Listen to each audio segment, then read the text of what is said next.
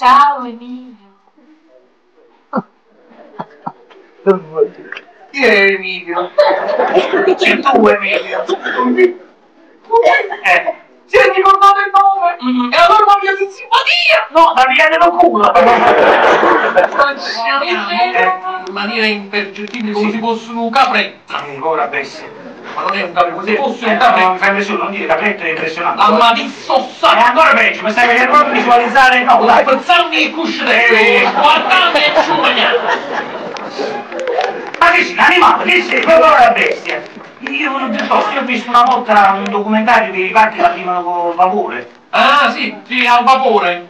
Quella è un'altra tecnica, è cinese. Al vapore, no, io voglio fare proprio... Ma dammi così, al forno. E devi fissare che trovo la letta. Attenzione, no, la donna è come l'auto usata.